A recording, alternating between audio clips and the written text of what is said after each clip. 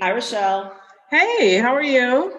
It's very nice to meet you, and I'm doing well. I follow Good. you on Facebook, so it's really nice to like put see the person and see I you in know. person after seeing you on Facebook and on YouTube and so on all this The time. same here, because you know I'm following your travels.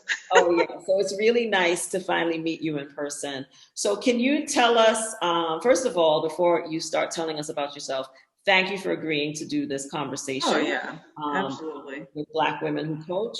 Can you tell us a little bit about yourself and what you do? Well, I do actually what I do now has actually evolved because I first of all started off teaching dance fitness, and Mhm. then from there, people wanted to increase things that they were doing. Then I moved into boot camps, which was more group fitness, and then from there, I like being able to teach people. Mhm. So then I moved more into private personal training. And then from there, I then began to add health coaching because I was like, I really want to get deeper in, because during personal training, they're doing maybe a 30-minute session, a 1 hour session, but, the focus is I have to pay attention to what they're doing. Right. Whereas with health coaching, then I could then delve deeper into some of why they had certain habits and where certain things came from, and then look at what may be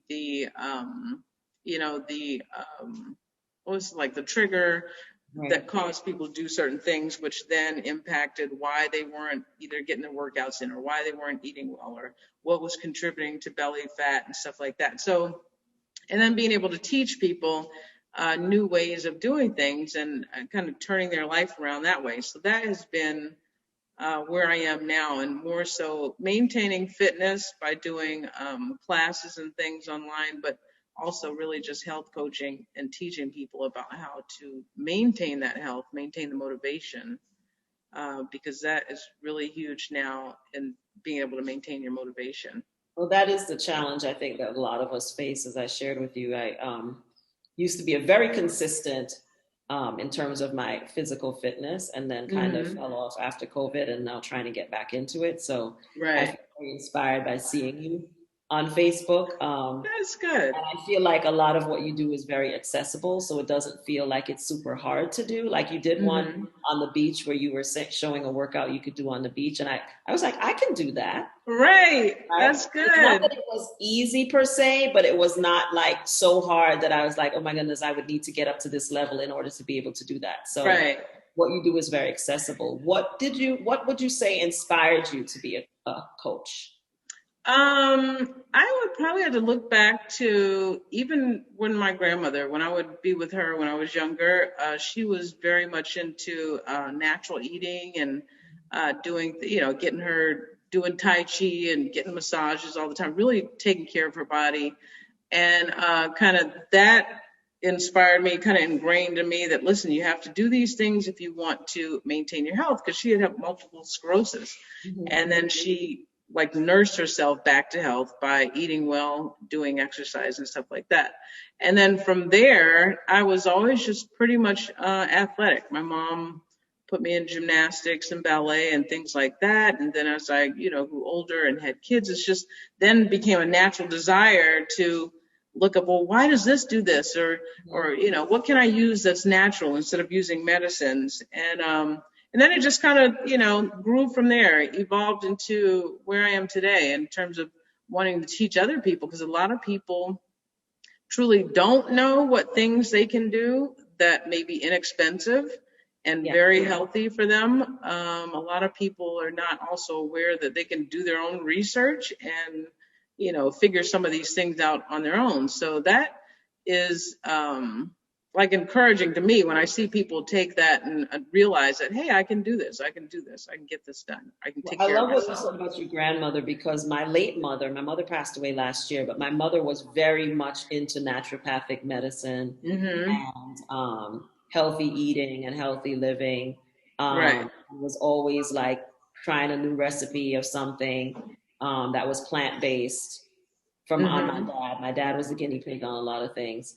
But she was always like trying different things for healthy eating. And like, if you didn't feel well, she could tell you an herb or Right. something you should try instead of medicine. She was very much about, and a lot of it worked. So I would always Yeah. call her if I had a problem, or even if a friend of mine was sick, I would be like calling her and be like, okay, what do you think I should tell? Yeah, that's how I am in the family. Yeah, because she knew. I missed that about her a lot because she would be the person that would call, oh, I don't feel well today. I think I have a cold. And she'd be like, Right. okay, well, get some ginger and get some lemon and do this and do that, So it's always really great to have someone in your life that is able to do that and that you don't have to take a pill for every single thing. Isn't She that amazing though, how she taught you that? And it actually not even just in health, but the way that she did things, like searching things out, researching things, how all of that still even transferred over to you, maybe not in that exact particular area, but in terms of even travel, wanting to go and seek out new, ways She of was doing things definitely or, a person who looked things up. We had a joke later in her life when they would try to get her to take certain things, and she would be like, no, because my mother had almost memorized the PDR, and she could tell you the side effect of things, of different medications, and be like, I'm not taking that. right. She wouldn't let my father take something because she'd be like, that's going to cause harm to this kind of harm. And she could be very specific Exactly. about this is going to cause this harm because she was also a nurse. And so Right. like, no, he's not taking that. They'll have to give him something else, or he'll take this supplement instead. Right. But she really did her homework on things and really, Hmm. so I learned that you can, go do your own homework and Right. those things and figure, just because someone tells you that a pill is the best thing for you to take doesn't necessarily mean that is true. And that even though some of these supplements don't necessarily do anything, a lot of them do. Because Hmm. my father lowered his cholesterol using supplements. So I know for Right. the fact that they work, and it was because of my mom. Like she Right. spent a lot of time researching things that he could take instead of medicine to get his Right. cholesterol down. And he was able to do that. His doctors were like always like asking him, like, what are you taking now? Because they couldn't Exactly. figure out how is this man getting his cholesterol down Right. because he was taking different things. Oh, it truly Why would you works. say that health coaching particularly is important, and especially for Black women? I would say especially for Black women because I find that we typically don't even like to ask too many different questions sometimes, Mm-hmm. unless you were raised in a family where you are taught to ask questions and expand different things that you know. So for me, health coaching it's just it's a rewarding way to be able to teach people that you can do this, you can figure this out for yourself, you can research, and to see people's mind open up like that when they realize, oh wow, I can do this. Oh, I didn't know that could do that, and hear people say that, that is rewarding, And in terms of health coaching, a lot of women just don't take the time to invest in themselves in that way and realize that, hey, maybe if I had somebody kind of guide me just for a little while, it doesn't have to be forever, for years, or realizing that they can do it for a short time until they have it on their own, that it's important. So women are just beginning to realize the importance of this, Yes. and how it can impact their life. And I think that also has come because so many more people are talking about it and understanding that you don't have to do anything any one certain way. It's okay to have help. It's okay to have somebody guide you. It's okay to try something different or a new way of doing things, and something that works for you specifically, not just the whole general public. Because what works for one person may not work for the other. And I do think a lot of us, especially as Black women, always put ourselves last. I Hmm. think we're finally getting to a place where a lot of us are realizing that it's okay to do something Yeah. for yourself. Even if you take an hour out of each day and exercise, you're Right. actually doing something for yourself personally, and that it's okay Right. to do that. Where that was not always the priority. Um, Exactly. would you say? How would you say? Um, Well, let me rephrase what I want to ask you. Specifically in your area of coaching, which is health fitness, Would you say that having a Black woman as a health coach matters? And if so, how? Well, to tell you the truth, my clients are divided, like very diverse. I've never had majority just all Black clients or all white clients or Asian or Latin. But I do find that it's common pretty much amongst all women that we're just now learning that it's okay to take care of ourselves. You know what I mean?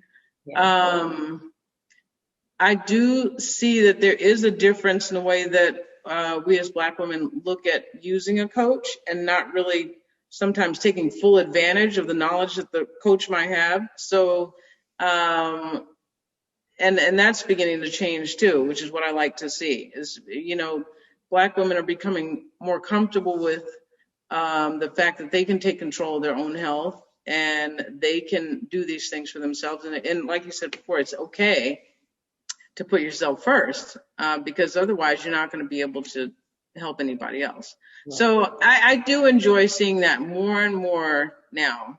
More and more Black women are taking time to do these sabbaticals, taking more time to ensure that they have their personal training set up, taking more time to have quiet time and meditation. And as a result, you see more and more Black women now, even like in my city, just beginning to open businesses or doing like all kinds of things. Just like it's a whole thing that's spurring up, and that is beautiful. Just really, you don't have to wait. You don't have to just get a business loan through a bank. You can go to investors. You can go to whatever. So you don't have to wait for somebody to always share these things with you. Go out and get it.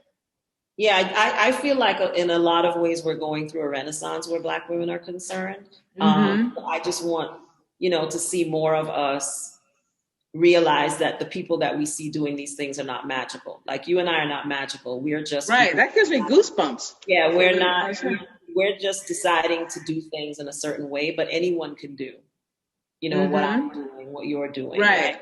Even when it comes to your health, when you see someone walking down the street and they're fit, they're not magical. They've just made a decision to take care of themselves. Right. And you don't have to run 5 miles every day. That might be fine for that person, but you don't have to do that and feel like if you're not able to do that, then you can't exercise. Because I do feel for a long time, a lot of us, especially Black women, see exercise as a punishment.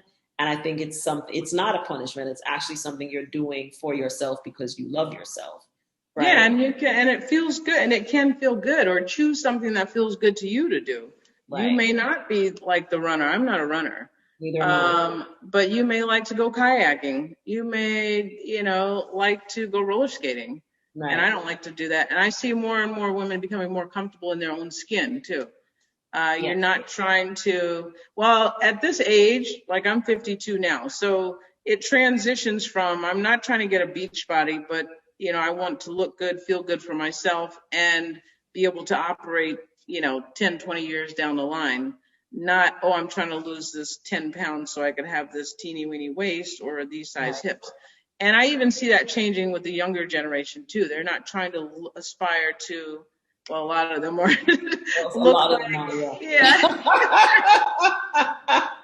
a certain way, but their knowledge and understanding about what it is to be healthy is changing. So it's about feeling good for yourself and being confident with yourself. So I like seeing so much change going on. It's beautiful. That's true. So my last question to you is, what kind of person should hire you as their coach? So somebody that would be open to making changes in their life, first of all. So they're not coming with the set rules of, I don't do this and I don't do that. Because as a health coach, it would be my job to kind of evaluate the person's personality and, their eating habits, their lifestyle habits, what they're doing throughout the day, and then incorporate changes that fit, the way that will be productive for them. So my ideal client is somebody that is open to change, that they are motivated and self-motivated to make these changes. Somebody that's willing to really put forth the effort and know that they're ready to take responsibility for their own lives. Because as coaches, we can only do so much, and then it's up to the person to say, okay, I'm, ready to do this. I can do this. And you're there then to just kind of keep that wheel going, motivate them. Well, thank So you so much, Rachelle, for participating in this conversation with me. It's thank really you. It was great great to talk to you. yes, Exactly. meet you. And you've really, and I really do mean this, you've really been an inspiration to me when I see you online and I see you on Oh, YouTube. that's And I will be putting your contact information in the comments and information section of this segment so that people can also find you. Thanks Um, so much. but it's really been great to see someone in my age group doing what you're doing and doing it. That's what I say. That's why I look at you and I say, look at her.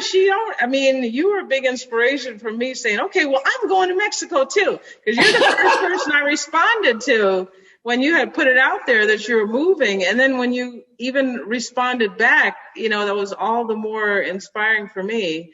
So I saw you did it. I was like, I'm going too. And So, I love that. Every time, I mean, when I saw you just the last time that you were in Mexico, it just made me so happy because I was right. out there doing it.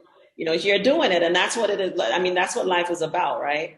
So Yeah, I'm glad that we are inspiring each other. And that hopefully, is so next true. time you and I chat, my face will be smaller because I will actually be more engaged than I have been up to date on your videos so that I will be looking a little bit fitter than I do right now. And you've inspired me to be more consistent putting those in because it's like a sabbatical time for me too. So I'm like trying to manage between, okay, I got to do these videos and where do I want to go next? Yeah, So, exactly. So which thank you you will be so much. traveling soon. Yeah, thank you so much. And hopefully at some point we'll bump into each other in Mexico. We'll Exactly. be around the same area so that we can finally meet in person. Oh, So we will, thank you I'm so sure. much for doing this. Thank you for spending this time with me and my audience. And You're so welcome. I hope we get to connect at some point in person. All righty. Thank I will you. see you soon.